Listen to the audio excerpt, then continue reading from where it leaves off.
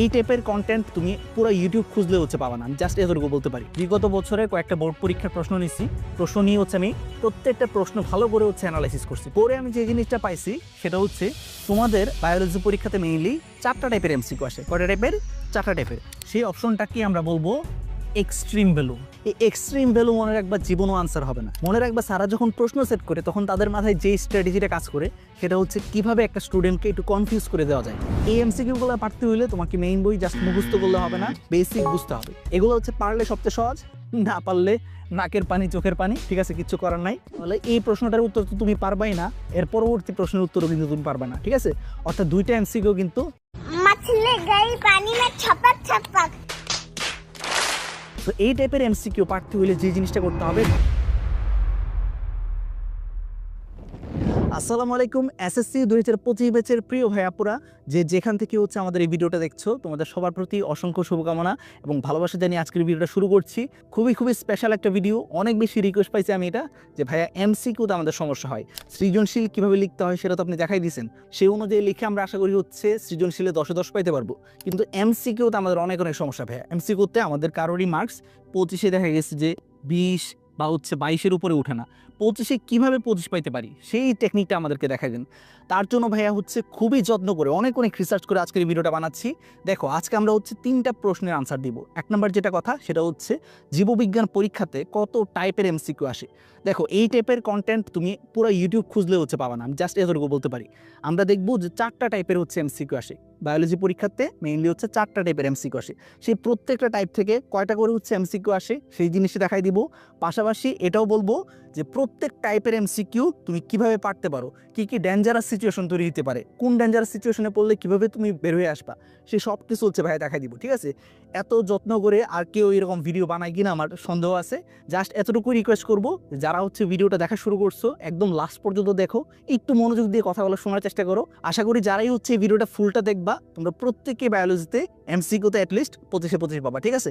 লাস্টের দিকে ভাই আরেকটা জিনিস দেখাবো, সেটা পরীক্ষার হলে তুমি যখন যাবা, প্রশ্নগুলো যখন দাগাবা, তখন তোমাকে কি জিনিস অবশ্যই মাথায় রাখতে হবে, ঠিক আছে। আচ্ছা, সো চলো আমরা কথা না বাড়াই। প্রথমত আমরা যে জিনিসটা করার চেষ্টা করবো সেটা কোশ্চেন অ্যানালিসিস। আমি বিগত বছরে কয়েকটা বোর্ড পরীক্ষার প্রশ্ন নিচ্ছি, প্রশ্ন নিয়ে আমি প্রত্যেকটা প্রশ্ন ভালো করে অ্যানালাইসিস করছি। প্রত্যেকটা প্রশ্ন খুবই ভালো করে অ্যানালাইসিস করছি। করে আমি যে জিনিসটা পাইছি সেটা তোমাদের বায়োলজি পরীক্ষাতে মেইনলি 4টা টাইপের এমসিকিউ আসে। কয়টা টাইপের? 4টা টাইপের।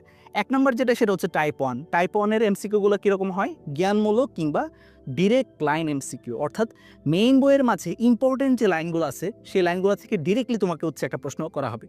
এরকম টাইপ 1-এর এমসিকিউ আসবে তোমাদের পরীক্ষাতে 10 থেকে 12টা। প্রত্যেকটা বোর্ড পরীক্ষার প্রশ্ন যদি তুমি ভালো করে অ্যানালাইসিস করো তাহলে দেখবা 10 থেকে 12টা এই টাইপের এমসিকিউ আসে। একটা উদাহরণ দিলে তোমাদের জন্য জিনিসটা ক্লিয়ার হবে।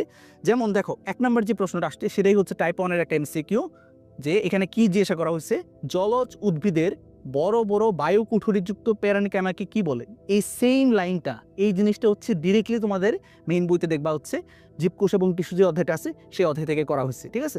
আমরা কি বলছিলাম, যারা আমার কোর্সে আসো তারা কিন্তু জানো যে বায়ু এই জিনিসটার ইংলিশ এয়ার। আমি কিন্তু সেখান থেকে তোমাদেরকে মনে করাইছিলাম যে এয়ারের সাথে কোনটা মিল আছে, এয়ারের সাথে মিল আছে এরেনকাইমার। সুতরাং বড় বড় বায়ু কুঠুরিযুক্ত প্যারেনকাইমাকে কি বলা হয়? এরেনকাইমা বলা হয়। সো এই যে একটা এমসিকিউ আসলো, এটা কিরকম ধরনের এমসিকিউ? এটা আমরা মনে রাখবো টাইপ 1-এর এমসিকিউ, ডিরেক্ট লাইন এমসিকিউ, ঠিক আছে। সো এই টাইপের এমসিকিউ আমাদের পরীক্ষার প্রশ্নে আমরা দেখবো যে মোটামুটি 10 থেকে 12টা আসে। কোনো বোর্ডে 14-15টাও আসতে পারে, ঠিক আছে। 14-15টাও কিন্তু আসতে পারে। সো টাইপ 1-এর এমসিকিউ আমাদের পরীক্ষার প্রশ্নের মধ্যে সবচেয়ে বেশি আমরা পাবো, ঠিক আছে। আচ্ছা, বাকি যে টাইপগুলো আছে সেই টাইপগুলো তোমাকে যদি পারতে হয় তাহলে ডেফিনেটলি তোমাকে বায়োলজির বেসিকে স্ট্রং হতে হবে। যেমন সেকেন্ড টাইপটা দেখো, সেকেন্ড টাইপের যে এমসিকিউগুলো আসে সেগুলো pure basic MCQ. Pure basic MCQ কোনগুলা? যেগুলো পারার জন্য তোমাকে অবশ্যই বেসিকের দিক থেকে স্ট্রং থাকতে হবে, ঠিক আছে। আমি উদাহরণ দেখাবো যে কোনটা কি টাইপের। এইরকম এমসিকিউ আসে মোটামুটি 4 থেকে 5টার মতো।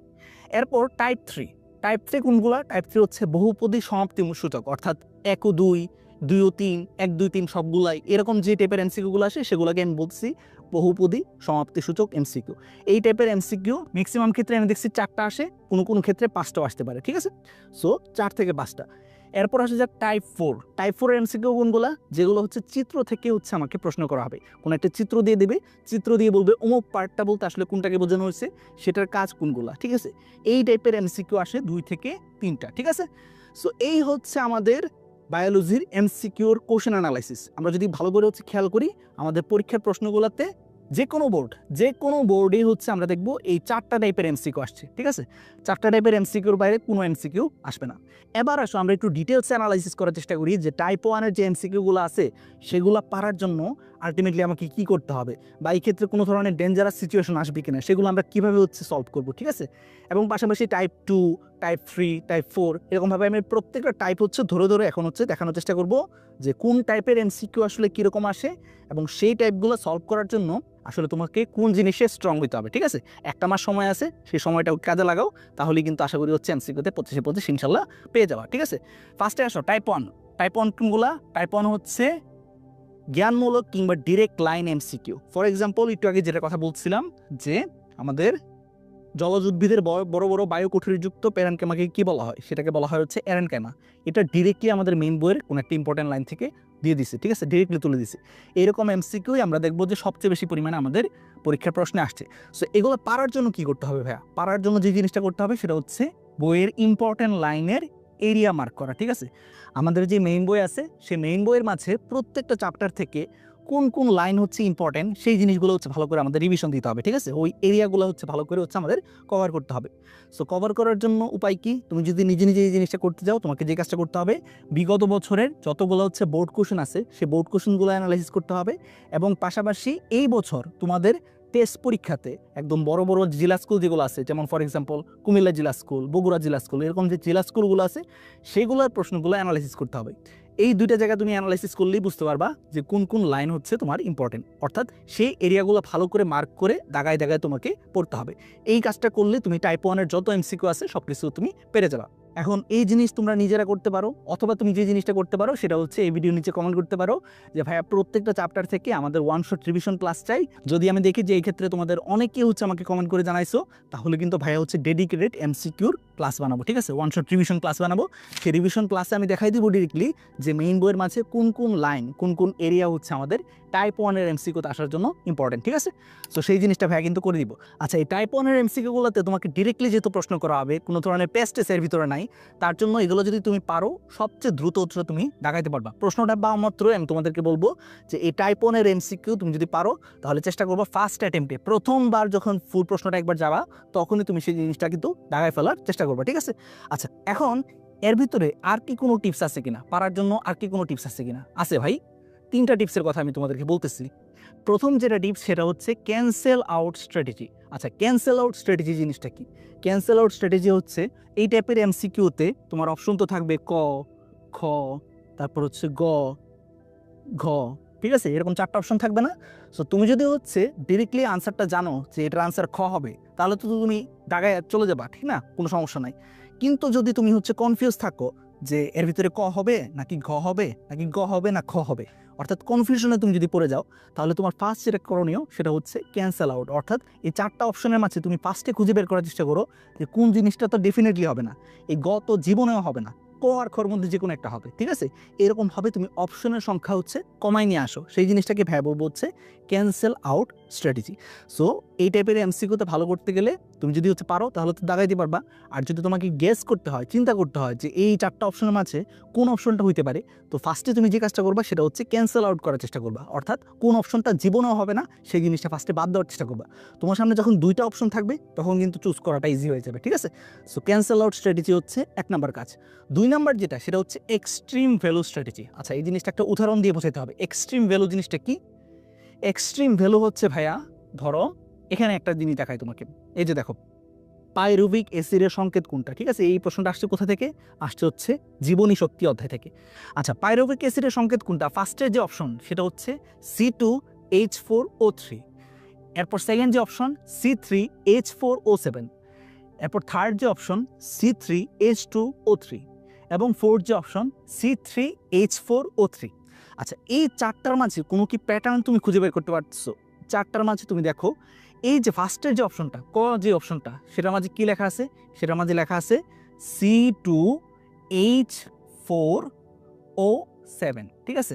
সো আমাদের অপশন এ অর্থাৎ C2H4O7 এই যে অপশনটা আছে সেই অপশনটাকে আমরা বলবো এক্সট্রিম ভ্যালু। এই জিনিসটাই হচ্ছে আমাদের এক্সট্রিম ভ্যালু, ঠিক আছে।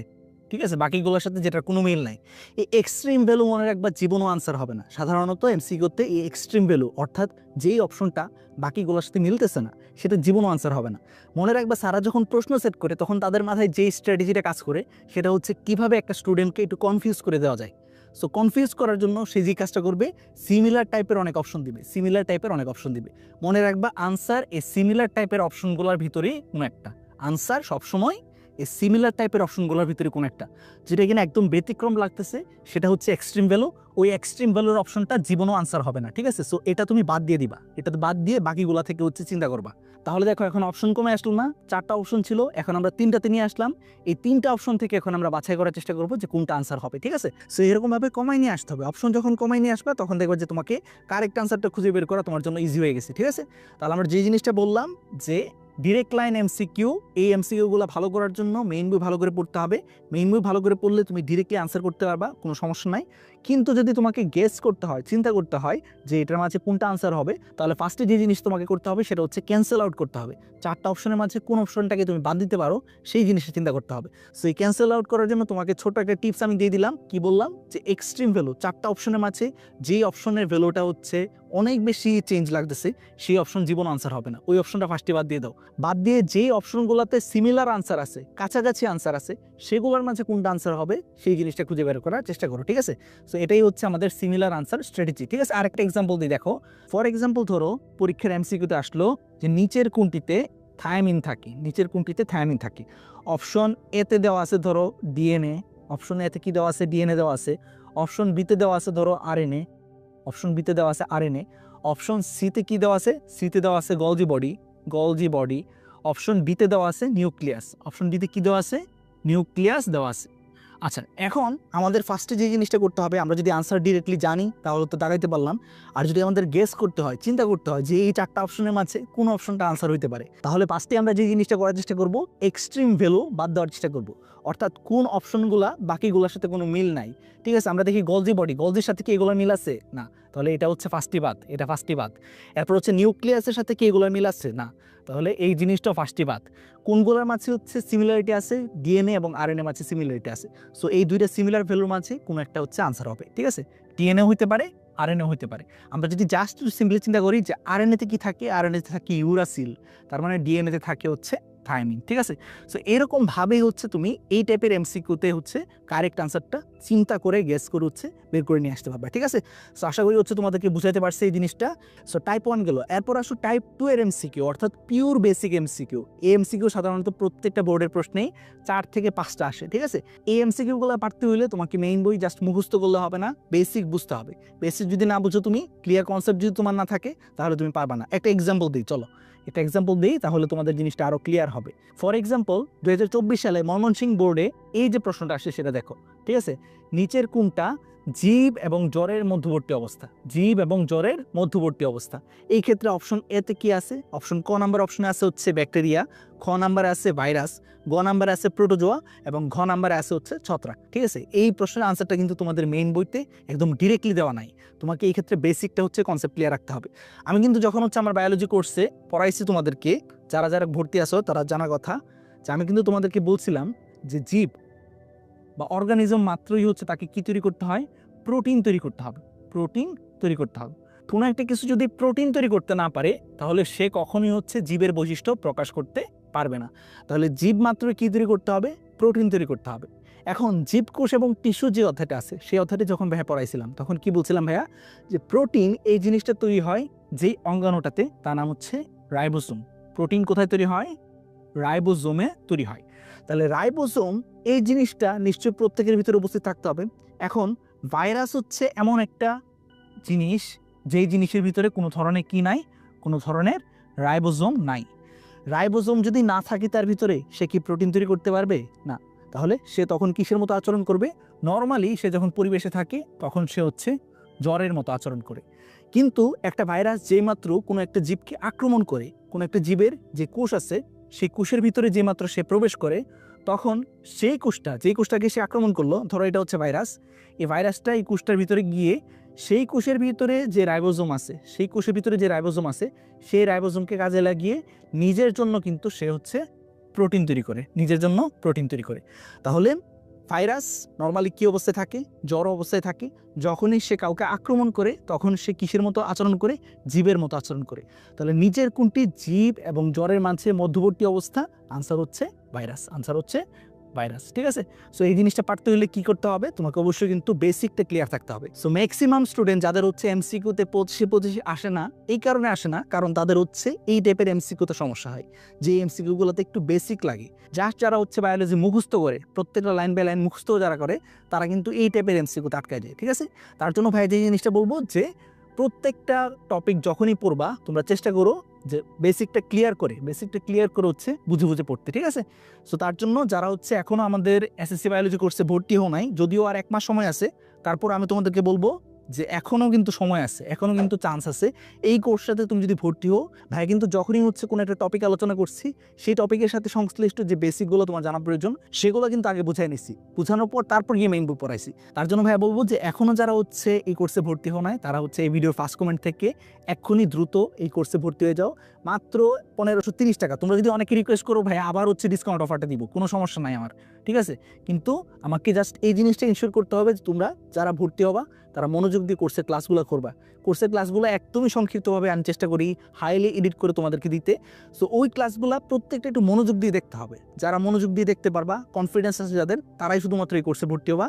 সো 1530 টাকা হচ্ছে এই কোর্সের কোর্স ফি।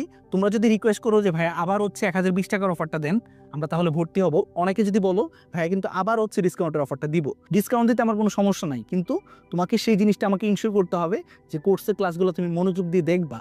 মনোযোগ দিয়ে দেখলে আশা করি হচ্ছে বায়োলজির বেসিক নিয়ে কোনো সমস্যা হবে না। এই বেসিক থেকে যে 4 থেকে 5টা প্রশ্ন আসবে, প্রত্যেকটা প্রশ্ন আশা করি ইনশাল্লাহ তুমি অবশ্যই পেরে যাবা। ঠিক আছে? আচ্ছা, আরও কিছু এক্সাম্পল দেখি টাইপ 2 এর। যেমন ফর এক্সাম্পল এখানে দেখো 16 নম্বর যে প্রশ্নটা আসছে, 16 নম্বর প্রশ্নটা একটা উদ্দীপক দিয়ে আসছে, এই চিত্রটা দিয়ে আসছে। এখানে আমরা কি দেখতে পারতেছি? একটা উদ্ভিদের মূল, যে মূলের মাঝে ছোট ছোট এরকম কি আছে? দানাদার পদার্থ আছে, এরকম ছোট ছোট গুল গুল নডিউল পাওয়া যাচ্ছে। সো আমরা যখন হচ্ছে চ্যাপ্টার 13 পড়াইছিলাম, জীবের পরিবেশ পড়াইছিলাম, কোর্সে ক্লাসে আমি কিন্তু বলছিলাম যে এই টাইপের জিনিসগুলো করতে পারে যেই ব্যাকটেরিয়া, তার নাম হচ্ছে rhizobium. Rhizobium bacteria, rhizobium bacteria. Rhizobium bacteria যে কাজটা করে সে হচ্ছে নাইট্রোজেন ফিক্সেশনের কাজ করে। নাইট্রোজেন ফিক্সেশনের কাজ করে।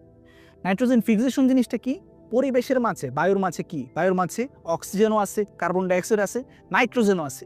সো বায়ুর মাঝে যে নাইট্রোজেন আছে সেই জিনিসটাকে ধরে মাটিতে কোনো একটা যৌগ আকারে সে হচ্ছে আটকায় রাখে। সো ওই কাজটার নামই হচ্ছে নাইট্রোজেন ফিক্সেশন। এই নাইট্রোজেন ফিক্সেশন যে ব্যাকটেরিয়াগুলো করতে পারে তাদেরকে বলা হয় rhizobium bacteria. So rhizobium bacteria যখন হচ্ছে এই টাইপের উদ্ভিদে এই নাইট্রোজেন ফিক্সেশনের কাজটা করে, তখন তারা এরকম কি সৃষ্টি করে? ছোট ছোট গুটির মতো নডিউল সৃষ্টি করে, নডিউল। ঠিক আছে? নডিউল সৃষ্টি করে। সো সেখান থেকে কিন্তু এই প্রশ্নটা চলে আসছে। দেখো, সেখান থেকে কিন্তু এই প্রশ্নটা চলে আসছে। জিজ্ঞাসা করছে এক্স তৈরিতে কোনটা সাহায্য করে? আনসার কি? আনসার হচ্ছে রাইজোবিয়াম। সো এই টাইপের এমসিকিউগুলো পারতে হলে অবশ্যই তোমাকে কি করতে হবে? অবশ্যই কিন্তু বেসিক জানা থাকতে হবে।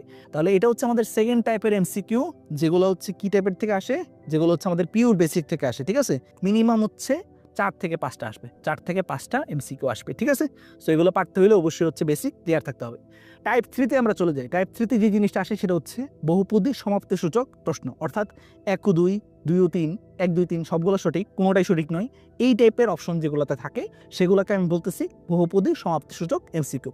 আচ্ছা, এগুলো হচ্ছে মোস্ট ক্রিটিক্যাল, এগুলো পারা হচ্ছে সবচেয়ে কঠিন। ঠিক আছে? এই টাইপের এমসিকিউ পারা হচ্ছে সবচেয়ে কঠিন, কারণ এগুলাতে সবচেয়ে বেশি হচ্ছে প্যাচ লাগানোর চেষ্টা করা হয়। আচ্ছা, এই টাইপের এমসিকিউ পারতে হলে যে জিনিসটা করতে হবে, প্রত্যেকটা টপিকের ডিপ বেসিক লাগবে। ঠিক আছে? যে একটা টপিক পড়তেছি, এই টপিকের ভিতরে যে অঙ্গাণুটা সম্পর্কে কথা বলা হয়েছে বা যে উদ্ভিদটা সম্পর্কে কথা বলা হয়েছে, সেই অঙ্গাণুটার ভিতরে কি কি অংশ থাকে, প্রত্যেকটা অংশ কি কি কাজ করে, এটা সম্পর্কে একদম ক্লিয়ার কাট একটা আইডিয়া থাকতে হবে। ঠিক আছে? ফর এক্সাম্পল দেখো, আমি কিছু উদাহরণ দিচ্ছি যে টাইপ 3 এর উদাহরণ কি। দেখো, টাইপ 3 এর উদাহরণ হচ্ছে টেন্ডন। টেন্ডন জিনিসটা হচ্ছে আমাদের দৃঢ়তা প্রদান এবং চলন, নবম যে অধ্যায় আছে সেখান থেকে প্রশ্নটা আসছে। টেন্ডন জিনিসটা শ্বেততন্তুময়, পেশি ও হাড়ের সংযুক্তি, সহজে জোড়া লাগে না। ঠিক আছে? এই 3টা অপশনের মাঝে কোনটা হবে? সো দেখো টেন্ডন জিনিসটা হচ্ছে এমন একটা জিনিস যেটা কিনা আমি যখন কোর্সে ক্লাস নিচ্ছি তখনই কিন্তু তোমাদেরকে বলছি যে মাংসের সাথে পেশির সাথে হাড্ডির যে সংযোগ, পেশি প্লাস হাড্ডি। কি বলছিলাম আমি কিন্তু বলছিলাম ক্লাসে পেশি, পেশি প্লাস হাড়, পেশি প্লাস হাড়, এই কাজটা যে করে তার নামই হচ্ছে টেন্ডন। আর হাড় প্লাস হাড়, হাড় প্লাস হাড়, ঠিক আছে, বা অস্থি প্লাস অস্থি ইকুয়াল টু যে কাজটা করে, যেটা কাজ করে সেটার নাম হচ্ছে লিগামেন্ট। এই কথাটা কিন্তু আমি যখন কোর্সে ক্লাস নিচ্ছি তখনই কিন্তু তোমাদেরকে বলছিলাম। সো পেশি এবং হাড়ের মাঝে সংযুক্ত হিসেবে যে কাজ করে তার নামে কিন্তু টেন্ডন। সো অপশন 2 কিন্তু কারেক্ট। এরপর এই জিনিসটা যেহেতু তন্তুময়, সে তো তন্তুময়, সো অপশন এ নাম্বারটা কিন্তু কারেক্ট। এবং আমরা যখন হচ্ছে মেইন বইটা পড়াইছিলাম তখন কিন্তু তোমাদেরকে বলছিলাম যে টেন্ডন জিনিসটা এইরকম একটা জিনিস যেটা সহজে ছিঁড়ে না, কিন্তু কোনো কারণে যদি ছিঁড়ে যায় তাহলে হচ্ছে সে কিন্তু সহজে জোড়া লাগে না। সো আনসার কি হবে? আনসার কিন্তু 1 2 3 হবে, ঠিক আছে, আনসার কিন্তু হবে হচ্ছে 1 2 3। আচ্ছা, আমরা আরেকটা হচ্ছে এমসিকিউ সলভ করার চেষ্টা করি যেটা কিনা বহুপদী সমাপতি সূচক, ঠিক আছে। যেমন ফর এক্সাম্পল এখানে 2 নাম্বার যে প্রশ্নটা আসছে যে বাহু সঞ্চালনে হাত পা নড়াইতে গেলে কোন পেশি হচ্ছে কাজ করে? বাইসেপস পেশি, ট্রাইসেপস পেশি, ডায়াফ্রাম। এখন দেখো এখানে যদি তোমার বেসিকটা ক্লিয়ার না থাকে, তুমি যদি না জানো তাহলে কিন্তু এটা আনসার করতে পারবে না। আমরা কিন্তু বলছিলাম যে আমাদের যখন কোর্সে ক্লাস নিচ্ছি তখন কিন্তু ভাই এই কথাগুলো সবগুলো বলছি যে আমাদের ধরো বুকের যে অঙ্গগুলো আছে, অর্থাৎ বুকের মাঝে কি আছে? ফুসফুস আছে, হার্ট আছে। সো এটা ধরো আমাদের ফুসফুস, এটা ধরো আমাদের হার্ট, ঠিক আছে। সে বুকের এই অঙ্গগুলোকে পেটের অঙ্গগুলো থেকে, পেটের মাঝে কি আছে? আমাদের তোমার হচ্ছে ক্ষুদ্রান্ত আছে, বৃহদান্ত্র আছে, আমাদের লিভার আছে। সো এই পেটের অঙ্গগুলো থেকে যেই পেশির স্তরটা আলাদা করে তাকেই বলা হয় মধ্যচ্ছদা কিংবা ডায়াফ্রাম। তাকেই বলা হয় হচ্ছে মধ্যচ্ছদা বা ডায়াফ্রাম। সো এই জিনিসটা তুমি যদি জানো, কোর্সের ক্লাসগুলো যদি একটু মনোযোগ দিয়ে করো আর এই জিনিসটা যদি তুমি জানো তাহলে কিন্তু তোমার বোঝার কথা যে হাত পা নাড়াইতে বাহু সঞ্চালনে এই ডায়াফ্রামের কি কোনো কাজ আছে? ডায়াফ্রাম কি কোনো ভূমিকা পালন করার কথা না। সো আমাদের কিন্তু এই অপশনটা কিন্তু অটোমেটিক্যালি বাদ। ডায়াফ্রামের যে অপশনটা আছে 3 নাম্বার অপশনটা কিন্তু কোনো সময় হবে না। 3 নাম্বার অপশনটা জীবন আনসার হবে না। তাহলে আনসার কি হবে? আনসার হবে 1 এবং 2, অর্থাৎ বাইসেপস পেশি এবং হচ্ছে ট্রাইসেপস পেশি, অর্থাৎ ক হচ্ছে আমাদের কারেক্ট আনসার হবে। তাহলে আমাদের টাইপ 3 অর্থাৎ বহুপদী সমাপ্তিসূচক যে এমসিকিউগুলো আসবে সেগুলো পারার জন্য একটা মাত্র টিপস, সেই জিনিসটা হচ্ছে তুমি যেই মাত্র অপশনগুলো দেখছো, অপশনগুলো দেখার সাথে সাথেই তুমি যেই কাজটা করার চেষ্টা করবা যে কোন অপশনটা হবে না সেই জিনিসটাকে বাদ দেওয়ার চেষ্টা করবা, ক্যান্সেল আউট করার চেষ্টা করবা যে এই 3টা অপশনের মাঝে কোনটা হবে না, যেটা হবে না সেটা বাদে বাকিগুলো। যদি কোনোটাই বাদ দিতে না পারো তাহলে ম্যাক্সিমাম ক্ষেত্রে তুমি আনসার দাগানোর চেষ্টা করবা 1 2 3, ঠিক আছে। এটা হচ্ছে খুবই একটা কমন ফর্মুলা যে বোর্ড পরীক্ষাতে এরকম বহুপদী সমাপ্তিসূচক যে প্রশ্নগুলো আসে সেগুলোর মাঝে ম্যাক্সিমামেরই আনসার হয় হচ্ছে 1 2 এবং 3, ঠিক আছে। সো এই জিনিসটা একটু মাথায় রাখো। যদি বেশি কনফিউজ হয়ে যাও যে কোনোটাই বাদ দেওয়া যাচ্ছে না তাহলে 1 2 3 দাগাবা। একদম যদি শিওর হও যে এই 3 নাম্বার অপশনটা তো জীবনও হবে না, এটা কোনোভাবে হবে না, তাহলে তখন হচ্ছে বাকি দুইটা যে আনসারটাতে থাকবে সেটা দেখাবা, ঠিক আছে। সো বহুপদী সমাপ্তিসূচক এমসিকিউ হচ্ছে এইভাবে আমাদের কারেক্ট করতে হবে, ঠিক আছে। আচ্ছা, এরপর আসে হচ্ছে আমরা টাইপ 4-এ চলে যাই। টাইপ 4-এ কি আছে দেখো? টাইপ 4-এ আছে হচ্ছে চিত্র নিয়ে জ্ঞানজাম সূচক এমসিকিউ, অর্থাৎ একটা চিত্র দেওয়া থাকবে, সেই চিত্রের মাঝে কোনো একটা অংশ টান দিয়ে বলবে এটা তার আসলে কাকে বোঝানো হয়েছে, এবং পরবর্তীতে আরেকটা প্রশ্ন দেখবা লেজ লাগাই দিছে, লেজ লাগাই কি বলছে যে উদ্দীপকের অমুক অংশের কোনটা কাজ, ঠিক আছে। এই টাইপের যে এমসিকিউ সেটাকে আমরা বলতেছি টাইপ 4 এমসিকিউ। টাইপ 4 এমসিকিউ দেখা গেছে যে 2 থেকে 3টার মতো থাকে। আমাদের প্রত্যেকটা প্রশ্নেই 2 থেকে 3টা চিত্র ডেফিনেটলি তুমি পাবা, ঠিক আছে। তুমি যে বোর্ডে পরীক্ষা দাও না কেন অবশ্যই চিত্র থেকে এমসিকিউ 2 থেকে 3টা তুমি পাবা, ঠিক আছে। আচ্ছা, এগুলো হচ্ছে পারলে সবচেয়ে সহজ, না পারলে নাকের পানি চোখের পানি, ঠিক আছে, কিচ্ছু করার নাই। কারণ চিত্রের মাঝে আসলে কোনটা দ্বারা কি বোঝানো হচ্ছে সেই জিনিসে তুমি যদি ধরতে না পারো তাহলে এই প্রশ্নটার উত্তর তো তুমি পারবাই না, এর পরবর্তী প্রশ্নের উত্তরও কিন্তু তুমি পারবে না, ঠিক আছে। অর্থাৎ 2টা এমসিকিউ কিন্তু গায়ে পানি মেয়ে ছাপাক, ঠিক আছে। সো এই টাইপের এমসিকিউ পারতে হলে যে জিনিসটা করতে হবে, বইয়ের মাঝে যে গুরুত্বপূর্ণ যে চিত্রগুলো আছে সে প্রত্যেকটা চিত্রে কোন পার্টটা দ্বারা আসলে কাকে বোঝানো হয় এবং সেই পার্টটার কাজটা কি, 2টা জিনিস হচ্ছে মনে রাখতে হবে। একটা চিত্র, সেই চিত্রের কোন পার্টটার নাম কি এবং কোন পার্টটার কি কাজ সেই জিনিসটা ভালো করে হচ্ছে পারতে হবে, ঠিক আছে। সো এটা কিন্তু ভাইয়া বলছি যে এই টাইপের এমসিকিউ পারতে হলে গল্পের মতো চিত্রের প্রত্যেকটা পার্টের নাম এবং কাজ হচ্ছে মনে রাখতে হবে, ঠিক আছে। এখন এই ক্ষেত্রে একটা প্রবলেম হতে পারে, সেই প্রবলেমটা কি? অনেক সময় হচ্ছে বোর্ড পরীক্ষার যে প্রশ্ন দেওয়া হয় সেই প্রশ্নের মাঝে চিত্রগুলো সুন্দর করে আঁকা হয় না, ঠিক আছে, সুন্দর করে ক্লিয়ারলি বোঝা যায় না। যেমন ফর এক্সাম্পল তোমাকে একটা উদাহরণ দেই যে এই যে চিত্রটা, সেই চিত্রটা দ্বারা আসলে কোন পার্টটা কি বোঝানো হচ্ছে তুমি কিন্তু ক্লিয়ারলি দেখে বুঝতে পারবে না, ঠিক আছে? সো এই সমস্যায় যদি তোমরা পড়ো, তোমাদের প্রতি একটাই সাজেশন থাকবে যে খুব বেশি ডিপে গিয়ে চিন্তা করা দরকার নাই যে এই পার্টটা দ্বারা নিশ্চয়ই ওই জিনিসটাকে বোঝানো হচ্ছে, ওইরকম ধরনের ডিপ চিন্তা করা দরকার নেই। কমনলি দেখবা যে এই পার্টটা দ্বারা আসলে কি বোঝানো হতে পারে, এই পার্টটা দ্বারা এটা বোঝানো হতে পারে, ওইটার কি কাজ সেটা দেখাই দিবা, ঠিক আছে? ফর এক্সাম্পল দেখো যে এই প্রশ্নটা আমরা যদি নেই যে উদ্দীপকের এন কে সাইটোপ্লাজম থেকে পৃথক রাখে কোনটা? এন কে সাইটোপ্লাজম থেকে পৃথক রাখে, তার মানে এন হচ্ছে জিনিসটা কি? এন হচ্ছে আসলে নিউক্লিয়াস। কমন সেন্সে আমরা জানি নিউক্লিয়াসের 4টা বা 5টা অংশ। সো এখন দেখো যে কোনটা হচ্ছে নিউক্লিয়াসকে সাইটোপ্লাজম থেকে পৃথক রাখে। আমরা জানি নিউক্লিয়াসকে সাইটোপ্লাজম থেকে পৃথক রাখে হচ্ছে নিউক্লিয়ার মেমব্রেন, ঠিক আছে? নিউক্লিয়ার মেমব্রেন অর্থাৎ আমাদের ডি হচ্ছে আমাদের আনসার হবে, ঠিক আছে? ডি হচ্ছে আনসার। ডি জিনিসটাকে আমরা কমনলি দেখে মোটামুটিভাবে বুঝতেছি যে এই জিনিসটা হচ্ছে নিউক্লিয়ার পর্দা বা নিউক্লিয়ার মেমব্রেন। সো এই জিনিসটা কিন্তু আমাদের আনসার হবে, ঠিক আছে? এরকমভাবে কমনলি চিন্তা করবা। ফর এক্সাম্পল দেখো এখানে আর চিহ্নিত অংশটির নাম কি? আর যে চিত্রটা আছে সেই চিত্রের মাঝে আমরা কি বুঝতেছি? আর জিনিসটা দ্বারা হচ্ছে আমাদের দাঁতের চিত্র বলা হয়েছে। দাঁতের সবচেয়ে বাইরে কি থাকে? সবচেয়ে বাইরে থাকে এনামেল। এর ভিতরে কি থাকে? ডেন্টিন। ডেন্টিনের ভিতরে কি থাকে? পাল্প কিংবা দন্তমজ্জা, ঠিক আছে? সো আমরা কিন্তু বুঝতেছি যে সবচেয়ে ভিতরের যে পার্ট অর্থাৎ আর জিনিসটা কি হবে? আর হবে হচ্ছে দন্তমজ্জা। সো এরকমভাবেই কিন্তু চিত্র থেকে যে এমসিকিউগুলো আসবে সেগুলো কিন্তু আমাদের জানতে হবে। এবার দেখো পি এবং কিউ তৈরির উপাদান হলো পি এবং কিউ। পি মানে হচ্ছে আমাদের এনামেল, কিউ হচ্ছে ডেন্টিন। আমরা জানি এনামেল এবং ডেন্টিন তৈরি করে ক্যালসিয়ামের কিছু উপাদান, ঠিক আছে? ক্যালসিয়ামের কিছু যৌগ। দাঁত মানেই হচ্ছে আমরা অনেক ক্ষেত্রে পেপসুডেন্টের অ্যাডে গিয়ে দেখি দাঁতের শক্তি বা দাঁতকে মজবুত করতে হচ্ছে ক্যালসিয়ামের কিন্তু খুবই গুরুত্বপূর্ণ একটা ভূমিকা আছে। সো এর ভিতরে কি থাকে? ক্যালসিয়ামের কিছু যৌগ থাকে। আমরা জানি ক্যালসিয়াম ফসফেট থাকে, ক্যালসিয়াম কার্বনেট থাকে। ম্যাগনেসিয়ামের সাথে দাঁতের কি কোনো সম্পর্ক আছে? না। তাহলে কিন্তু আমরা ফার্স্টে কি করলাম? এক্ষেত্রে কিন্তু ম্যাগনেসিয়ামের অপশনটা বাদ দেওয়ার চেষ্টা করলাম। ম্যাগনেসিয়াম আনসার কিন্তু হবে না। সো আনসার কি হবে? আনসার হবে প্রথম দুইটা। তাহলে ওভারঅল যে কথাটা আমি বলতেছি, চিত্র থেকে যে এমসিকিউগুলো আসবে সেগুলো পারার জন্য বইয়ের যে গুরুত্বপূর্ণ চিত্রগুলো আছে যেগুলোর কথা ভাইয়া হচ্ছে এই ক্লাসটাতে বলে দিয়েছিলাম, ঠিক আছে? আমাদের চ্যানেলে গিয়ে দেখো যে চিত্রের জন্য কোন কোন জিনিস হচ্ছে ইম্পর্টেন্ট, ঠিক আছে? বা চিত্র কিভাবে আঁকতে হবে, এই দুইটা ক্লাস দেখলে কিন্তু তুমি মোটামুটি হচ্ছে একটা আইডিয়া পেয়ে যাবে। ওই চিত্রগুলোর প্রত্যেকটা পার্টের নাম ভালো করে হচ্ছে মনে রাখো এবং প্রত্যেকটা পার্টের কাজগুলো কি কি সেগুলো ভালো করে হচ্ছে মনে রাখার চেষ্টা করবে, ঠিক আছে? সেগুলো ভালো করে মনে রাখতে পারলে কিন্তু এই টাইপের এমসিকিউ ডেফিনেটলি তুমি পেরে যাবে, ঠিক আছে?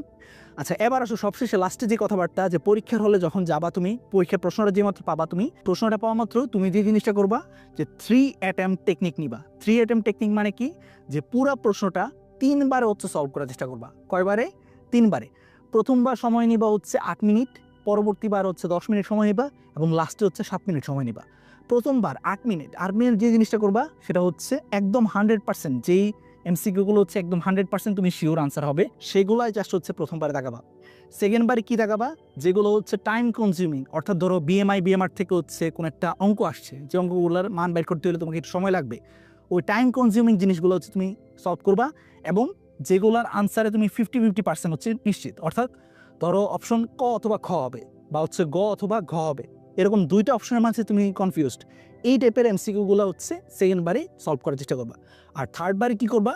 থার্ডবারে লাস্টের দিকে, একদম লাস্টের দিকে 7 মিনিটে তুমি চেষ্টা করবা যেগুলো একদমই শিওর না সেই এমসিকিউগুলোতে ভাইয়া যে স্ট্র্যাটেজিগুলো বললাম, অর্থাৎ ক্যান্সেল আউট স্ট্র্যাটেজি বা এক্সট্রিম ভ্যালু স্ট্র্যাটেজি বা হচ্ছে সিমিলার আনসার স্ট্র্যাটেজি, ওই স্ট্র্যাটেজিগুলো কাজে লাগিয়ে হচ্ছে তুমি সেগুলো আনসার করার চেষ্টা করবা। এবং অবশ্যই মাস্ট তোমাকে কিন্তু 25টা প্রশ্নের মাঝে 25টা প্রশ্নেরই আনসার দাগাইতে হবে। কোনো একটা প্রশ্নের আনসার না দিতে পারা মানে কি? সেটাতে ডেফিনেটলি তুমি কোনো মার্কস পাবে না, ঠিক আছে? সো অবশ্যই 25টা থেকে আমরা চেষ্টা করব 25টা এমসিকিউ দাগাইতে, ঠিক আছে? সো প্রথমে তুমি একদম 100% শিওরগুলো দাগাইলা, এরপর যেগুলোতে 50-50 কনফিউজড সেগুলো দাগাইলা এবং লাস্টের দিকে একদমই যেগুলো পারো না সেগুলো হচ্ছে ওই ভাইয়ের স্ট্র্যাটেজিগুলো কাজে লাগাই তুমি কিন্তু দাগানোর চেষ্টা করবা। এবং আরেকটা জিনিস, বোর্ড পরীক্ষাতে অনেক সময় যে জিনিসটা করা হয় যে অপশনে কিন্তু একটু ভেরিয়েশন থাকে। অপশন এতে ধরো দিয়ে রাখছে এডিনিন, গুয়ানিন, সাইটোসিন। অপশন বিতে ধরো দিয়ে রাখছে এডিনিন, ইউরাসিল, গুয়ানিন। অপশন সিতে ধরো দিয়ে রাখছে এডিনিন, থায়ামিন, তারপর হচ্ছে গুয়ানিন। অপশন ডিতে ধরো দিয়ে রাখছে এ এবং সি, ঠিক আছে? সো তুমি ধরো যে কাজটা করলা যে যেই মাত্র দেখলা যে নিচের কোনটা ডিএনএর উপাদান, এডিনিন, গুয়ানিন, সাইটোসিন, এটা দেখা মাত্র তুমি এটা তাকাই ফেললা, ঠিক আছে? বাকি অপশনগুলো ধরো পড়ছই না, তাহলে কিন্তু এক্ষেত্রে তোমার ভুল হয়ে যাবে। কেন ভুল হবে দেখো, এডিনিন, ইউরাসিল, বি অপশনটা হবে না কারণ আমরা জানি হচ্ছে আরএনএতে ইউরাসিল থাকে, সো এটা বাদ। কিন্তু সি অপশনটা দেখো, এডিনিন, থায়ামিন, গুয়ানিন, এটাও কিন্তু কারেক্ট। তাহলে এও কিন্তু কারেক্ট, সিও কিন্তু কারেক্ট। তাহলে আসল আনসার কি হবে? আসল আনসার কিন্তু অপশন বি হবে, অর্থাৎ এ এবং সি হবে। কিন্তু তুমি এটা কেন পারো নাই? কারণ জাস্ট হচ্ছে তুমি অপশনগুলো ঠিক মতো পড়ো নাই, ঠিক আছে? সো অনেক সময় কিন্তু পরীক্ষার প্রশ্নে এরকমটা কিন্তু পেঁচানোর একটু চেষ্টা করা হয়, কোনো কোনো বোর্ডে করে, সব বোর্ডে করে না, কোনো কোনো বোর্ডে কিন্তু এরকম পেঁচানোর কিন্তু চেষ্টা করা হয়, ঠিক আছে? অর্থাৎ ধরো 1 নম্বরে হচ্ছে কারেক্ট অপশন দিছে, 2 নম্বরে একটা ভুল অপশন দিছে, 3 নম্বরে আবার একটা কারেক্ট অপশন দিছে, 4 নম্বরে হচ্ছে ধরো গিয়ে বলছে এ এবং সি, ঠিক আছে? সো 4 নাম্বার অপশনটা পর্যন্ত তো তোমাকে পড়তে হবে। অনেকে হচ্ছে অতিরিক্ত উত্তেজনায় যে জিনিসটা করে, যে প্রত্যেকটা অপশন না পড়ে ডিরেক্টলি একটা অপশন ধরো কারেক্ট পাইছে, সেই জিনিসটাই হচ্ছে দাগায় ফেলে। সো ওই ভুলটা করা যাবে না। অবশ্যই অবশ্যই তোমাকে কিন্তু 4টা অপশনের মাঝে 4টা অপশনে কিন্তু পড়তে হবে, পড়ে দেখতে হবে যে কোনটা কারেক্ট, ঠিক আছে? তারপর হচ্ছে দাগাবা, ঠিক আছে? অতিরিক্ত উত্তেজনা কিন্তু সমস্যা। এবং don't take MCQ result to your CQ writing. প্রথমে তো হচ্ছে তোমাকে এমসিকিউ দেওয়া হবে, এমসিকিউ প্রশ্নটা সলভ করবা, 25 মিনিট যাবে, তারপর গিয়ে সৃজনশীল লেখা শুরু করবা। সো ধরো কোনো কারণে হচ্ছে তোমার এমসিকিউতে একটা ভুল হয়ে গেছে, অথবা পারা একটা জিনিস তুমি হচ্ছে আনসার দাগাইতে পারো নাই, তাহলে সেই যে দুশ্চিন্তাটা সেটা সিকিউতে নিয়ে যাওয়া যাবে না। সৃজনশীল যখন লেখা শুরু করছো তখন তোমার সম্পূর্ণ মনোযোগ হচ্ছে সৃজনশীল লেখাতে, যাতে হচ্ছে সীমাবদ্ধ থাকে, ঠিক আছে? সো তোমাদের সবার জন্য অসংখ্য অসংখ্য শুভকামনা। মাঝখান দিয়ে আমার হচ্ছে কারেন্ট চলে গেছিলো, যে কারণে হচ্ছে লাইট অফ করতে হয়েছে। সো আশা করি তোমরা বুঝতে পারছো জিনিসটা। এমসিকিউ না, আশা করি হচ্ছে আর কোনো ধরনের সমস্যা থাকবে না। তোমরা প্রত্যেকেই হচ্ছে চেষ্টা করো যে টেকনিকগুলোর ভাবে বললাম, সেই টেকনিকগুলো অবশ্যই কাজে লাগিয়ে এমসিকিউতে হচ্ছে 25-এ 25 পাইতে। আশা করি তোমরা সবাই হচ্ছে এমসিকিউতে 25-এ 25 পাবা। তোমাদের সবার জন্য অসংখ্য শুভকামনা। আর যদি চাও যে ভাইয়া হচ্ছে dedicated one shot revision class নেই, তাহলে হচ্ছে অবশ্যই হচ্ছে এই ভিডিও নিচে কমেন্ট করে জানাও। যারা এই কোর্সে এখনও ভর্তিও নাই, কোর্সে যদি ডিসকাউন্ট চাও তাহলে সেই জিনিসটাও কমেন্ট করে জানাও যে ভাইয়া 1020 টাকার অফারটা আবার দেন, 3 দিনের জন্য দেন, আমরা দ্রুত ভর্তি হয়ে যাই। তাহলে কিন্তু ভাইয়া হচ্ছে অফারটা আবার দিয়ে দিব, ঠিক আছে? সো যেটাই তোমরা চাও অবশ্যই হচ্ছে কমেন্ট করে জানাবা। ভাইয়া কিন্তু প্রত্যেকটা কমেন্ট পড়ার চেষ্টা করি। আর তোমাদের সবার জন্য অসংখ্য শুভকামনা। প্রত্যেকে হচ্ছে বায়োলজিতে A+ পাও, 90+ নাম্বার পাও, সেই শুভকামনা রেখে আজকের মতো এখানে বিদায় নিচ্ছি। আসসালামু আলাইকুম।